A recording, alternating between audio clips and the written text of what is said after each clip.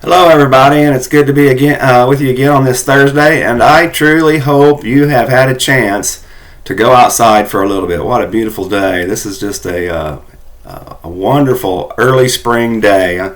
Spring is definitely right around the corner, so I hope you get a chance. If not, go outside later for sure before it starts raining tonight. But go outside and enjoy this wonderful weather. But it's good to be with you again. And today I want to finish up Matthew chapter 11. There's only a small portion I want to look at. In fact, I want to look at 20 through 29. It won't take me too awfully long to go through it. However, there are some interesting tidbits within this passage. So Matthew 11, 20 through 29. If you want to go ahead and stop and read that, that would be awesome. And then just start back up when you're done reading that text. Matthew 11, 20 through 29. All right, I will assume that you have read the passage. So let me begin just by kind of helping you understand a little bit of what's unfolding here in the ministry of Jesus at this time. When we look at the ministry of Jesus through the Gospels, generally, you can see a progression of three layers, I guess, of his ministry, three levels. And so we have an early ministry, which this is where we're at in Matthew's Gospel. Basically, we're transitioning from an early ministry to an intermediate ministry. But in the early ministry of Jesus, he basically is working in the Galilean area, in the area of Galilee, around the Sea of Galilee. So some of these cities that will be mentioned here in verses 20 through 24 will be areas that are around that area. So he's doing a lot of work there. We don't have all of the information that he is doing. For instance, we look at some of these cities, Chorazin and Bethsaida here. We don't know of anything that he's done there. But it says that he's done works there, meaning that it's not recorded. So there's many things that Jesus did that we just don't know about. There's also an intermediate ministry of Jesus. This is a time when Jesus is moving from his Galilean ministry toward the Passion Week. The Passion Week is the last part of the ministry of Jesus. But the intermediate is working from that point into the Passion Week, or the last week of Jesus' life here in this world. And so in this area, this intermediate level, I guess, this is where you see Jesus doing some profound things to help his disciples recognize who he is. So in the intermediate stage, which we're basically in Matthew now, we've kind of begun the early part of the beginning, or the early part of the intermediate ministry. You'll see in that time frame, let's put it that way, that ministry, you will see the disciples make some profound announcements about Jesus. For instance, Matthew 16, we'll be there in a little while. This is where Peter is going to recognize Jesus as the Christ, the Son of God. And so they're coming around. They're not coming as quickly as we'd like, but they are starting to get a handle on this. Another thing that happens in this intermediate stage of ministry is that Jesus he transfigures himself before three disciples. So he is doing things to help them to understand, and they are coming along in their understanding of who he really is. Then there's the last stage, and it's the Passion Week. It's the last week of the life of Jesus. There is a lot going on in the Passion Week. That's why every gospel spends about a third of their gospel writing on this last week of the ministry of Jesus. There's temple teaching that happens, and usually there's a whole chapter where he confronts people in the temple and teaches in the temple. There's obviously the betrayal, a Last Supper. There's the arrest in the Garden of Gethsemane. There's the encounters that he has with Herod and Pilate and the religious leaders. There's the crucifixion. There's the resurrection. There's the ascension. So all this happens in that last week. So there's an awful lot happening in that Passion Week. But basically there's three stages or levels for the ministry of Jesus. So we are starting in on basically at the beginning of the intermediate stage of his ministry. And if you remember how Matthew is laid out, so there's a portion that goes from chapter 1, verse 1 to 423, then 423 to 935, and then 935 on seems to be the last part. 423 and then 16 I can't remember exactly where it is, 1620 or something like that, ends up being the last part. And so the gospel itself is kind of set up into a 3-stage kind of progression itself. But we're definitely in the intermediate area. Now, he's doing his ministry around, he has been doing his ministry around Galilee. And at this point, verses 20 through 24, Jesus has been disappointed. He's been disappointed by the response the people have given him. In a sense, events. And so he brings up these cities. Now, these cities that he talks about, Chorazin, Bethsaida, and Capernaum, these are important in that they are active areas of settlement around the Sea of Galilee. In fact, if you think about the Sea of Galilee, it's pretty oval shaped. It's narrower down at the bottom than it is at the top. But anyway, it's about 14 miles long at the longest point, north to south. And then at its widest point, and this is not consistent all the way through because there's going to be irregularities, but at its widest point, it's about 7 miles across. So it's a large lake. That's why often they call it a sea also. And it's very deep too. But these cities, so Capernaum and Bethsaida are on the northwest side of the Sea of Galilee. So they're at the very north and then on the west portion, west bank. So they're on the northwest. Chorazin is on the east side, the northeast side. So they're all right there in the northern area for sure. But Jesus obviously has been doing some ministry here. And we know Capernaum seemed to be an area that he operated out of. Seemed to be his base of operations. But anyway, he talks about these cities, and he compares Chorazin and Bethsaida to Tyre and Sidon. And basically he says if Tyre and Sidon would have seen what it is that you have seen, if they would have seen the power of God that you've witnessed, there would have been a difference in their lives. You've seen it, and you have not done anything. Now, Tyre and Sidon are cities of renowned wickedness. We go back to the Old Testament. This is the ancient kingdom of Phoenicia.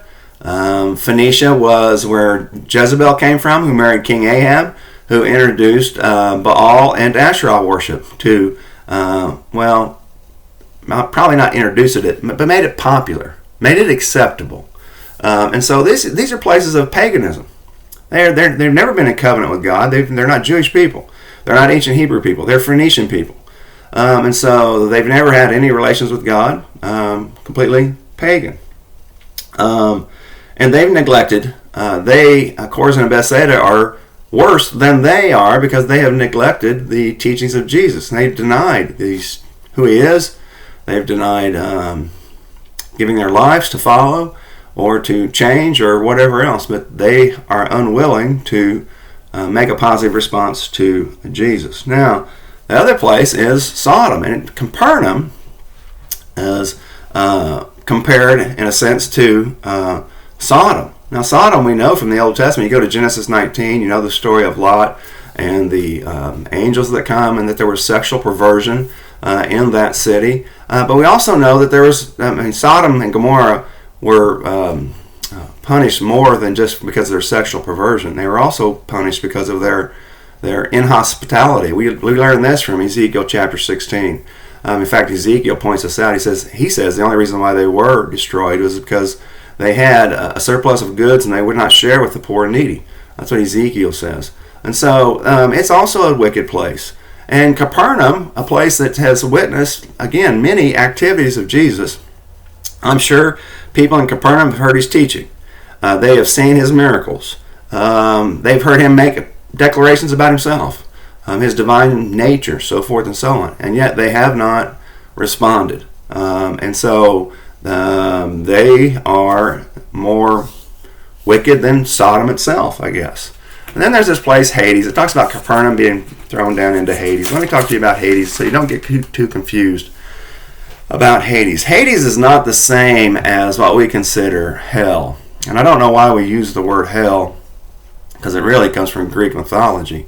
The idea is Gehenna. Jesus uses the word Gehenna. It ends up being a metaphor for a place of everlasting destruction, is what it ends up being. But anyway, Hades itself comes from Greek mythology. Hell comes from Norse mythology. Hades comes from Greek mythology. In Revelation, let's talk about whatever this end place is for the wicked. In Revelation, it's called the lake of burning sulfur. That's what I will call it as such too. And in Revelation 20, this place, Hades, is thrown into the lake of burning sulfur along with death. So I know from Greek mythology, and I also know that the way that that's coupled in Revelation 20, it's reflecting this, that Hades is the abode of the dead in Greek mythology. So it has no bearing upon Christianity in any way. To try to explain it, I would probably say it's the place where the wicked non-Christians are held until the day of judgment. Christians go to be with the Lord. That's taught repeatedly in the New Testament. But for non-Christians, what happens? Well, they will be in this place of the abode of the dead until the final judgment. But anyway, these cities, Jesus is talking about these cities. Now, Jesus exaggerates. Were there good things going on in these places? Yeah, I'm sure there were. Jesus likes to exaggerate, but the point is that he is facing frustration, irritation. He is God in human form. So we're starting to see some of his humanness come out, and some of that is experiencing disappointment with people. And how do you handle those things? And frustration, so forth and so on. So Jesus is venting, in a sense, and he knows what's coming up. He has his ministry in Jerusalem that's coming. So what's on the horizon has to be bothering him also. But, again, his support is not what he expected. He would have been happier, I guess, if there would have been more support from these areas where he's been heavily invested. All right, let's go on to 25 through 30, or 29, I think, 25 through 29. Now, I'm sure that you guys, it's 30 actually, I'm sorry, 29 through 30, or 25 through 30. Now, I'm sure that you have heard, lots about verses 28, 29, and 30. I'm sure you've heard people talk about this in sermons many, many times. So what's going on here? We'll get to that just in a second. But I want to start off at the very beginning, at verse 25, where Jesus makes this idea about God hiding things. Now, God's not hiding things from people and giving some people information, some people not. That would be the idea of Gnosticism. So that's misunderstanding what's going on here. Again, Jesus is using exaggerative rhetoric. And basically what he's saying is that by and large the religious leaders have not accepted him. They've denied his claim about being divine. They do not hold to his teachings, or they don't follow him either. So they're not accepting these things. But yet he talks about the little children. So he's talking about his disciples. Now this moniker of little ones, even though it's a different Greek word used in each instance, he uses this idea to talk about his disciples as being little ones of his. 3 times he does in the Gospel of Matthew. And here's another one. He's talking about this being revealed. He is revealing this information to his disciples who are accepting it. Now he goes on. He talks about he is the only one who's been given this information to be able to share with others. Absolutely true. No one knows the Father as the Son does. And so, we use the son-father language because we can't understand this relationship any other way. Let me just be really, really blunt. Jesus does not have a mother. And so we shouldn't even be thinking about procreation. We use son-father language because we don't know of any other way to understand it. And the way the ancients practiced some things, in fact, if you listen to my sermon this week, I'll be bringing a lot of this stuff up, is that they saw father-son reigns as being like a one. And the way we understand the Trinitarian relationship, we know that every person of that Trinity is God himself. They just manifest themselves in different ways when they interact with humanity. And so the only one who is going to know God is God, and Jesus is God. And so he is going to reveal this information to them. Now, some of the things that have been handed over from God to Jesus, Right now, I can tell you this much is going on. Jesus has been given the authority to pursue this salvation ministry. So he's been given authority over the salvation ministry. That doesn't mean it's a set and concrete deal that's going to be done. Jesus is going to have to fight through free will. He's going to have to overcome temptations not to do things that where this is headed. Let's put it that way. And the Garden of Gethsemane is a good one. He doesn't want to go. We know from the Garden of Gethsemane Jesus does not want to go to the cross, but he wills himself to go. And so he is going to have this constant struggle with his humanness as he's trying to achieve this plan of salvation that God has engineered and has now turned over to him himself. Jesus has been given a new authority to start a new covenant. So this is where this is going. In fact, in Luke, and it's not in Matthew, but in Luke, the Last Supper, it is specific that Jesus talks about the new covenant at the Last Supper. So he's been given that authority also. So Jesus is the only way to know the Father, and he is going to be the only way to have a relationship with the Father. So now 28 through 30. Here's the key on this. The word yoke is a metaphor. It's a metaphor. Now, the yoke itself is a device that goes around an animal. It is not a two-hold yoke that Jesus is talking about. It is a one-hold yoke, like you're steering one animal. That's what it's like. It's one hold. So the yoke ended up being a metaphor for the Old Covenant with the Jewish religious leaders. They talk about the yoke. The law, as they would say, or the Torah, was the yoke that a person put on you, and then God steered you through the guidelines of the Old Covenant. That kind of idea. Steered your life. That's the idea. And so Jesus is playing upon this metaphor. Now here's the problem. So the people back then, and people still do it today all the time, I'm going to talk about this when we close up, is that the religious leaders of that day, and people in general always do this, they end up adding things to the text. That's the whole point of the Sermon on the Mount. Jesus is saying, hey, I'm coming and I'm going to clean all this stuff up for you. Instead of having all these exceptions or having all these prohibitions that encircle the actual prohibition, I'm going to get down to the spirit of what's being said here, and this is what you need to follow, instead of adding more to these guidelines. And so Pharisees were notorious for adding things to the covenantal guidelines. The best example is the command of do not work on the Sabbath. Well, they had to define what that meant, and so they gave 39 other rules about the Sabbath. So they took one rule about the Sabbath and added 39 more rules to it. They made it 40 rules. This is how they made things heavier. This is how they made things cumbersome for people. So they would define what work is, and so you had all this other stuff, and that's not the only time. In fact, they had a phrase that they talked about as far as protecting the Old Covenant. The reason why they were trying to protect the Old Covenant is because in their simplistic understanding, they reasoned that if they could get the nation back to a state of purity, as they saw it, then God would bless them and they no longer would be a conquered people by the Roman government. And so what they did is they devised ways to prevent people from breaking the commandment. And so what they said was they were going to build a hedge around the covenantal guidelines, like bushes, a barrier. And so they would not even, they did this to defend the original guideline anyway from being broken. If you couldn't even get close enough to break it, then obviously the net wouldn't be broken. But then things pertaining to the hedge became legalistic.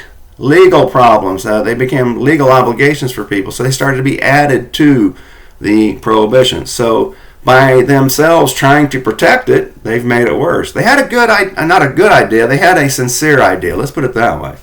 They were really trying to protect the precious nature of the Old Covenant, but the way they went about doing it was they made it, well, they didn't do what God wanted them to do, for one thing, because these are human additions. In fact, that's what Paul talks about in Ephesians, these humanized doctrines. They didn't come from God. They're constructed by humans, and they made it harder for people. Jesus is stripping all this stuff away. He's saying, get rid of all that stuff and take my yoke upon you. So the yoke that Jesus has is his teaching. It's going to be the new covenant. Take that and learn. Jesus is gentle and lowly. So he's a humble person. Think about that. What could have he have been? He was God before he came into this world. So, he could have come as a king. He could have come as a very wealthy person. He could have come as a very powerful military commander. He could have come as the best, runner in the world. He could have come as the best wrestler in the world, the best philosopher in the world. But he didn't. He came as a lowly peasant. And so he comes from a very humble beginning. And he asks his people to be humble also.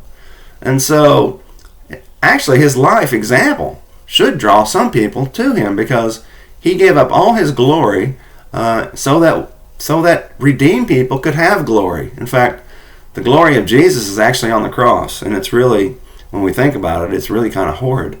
But it's also, this is going to sound so weird, but it's redemptively, it's beautiful what's happened there, because we see the love of God being poured out for us in a way that is just, it's torturous. But anyway, Jesus wants those people to take his teaching, go back to the purity of what's being offered. And then later on, when we get to the new covenant, of course, we're going to have the Holy Spirit. So it's going to be much, much different. But this time, he's just trying to get people to change and to follow him and to trust in him.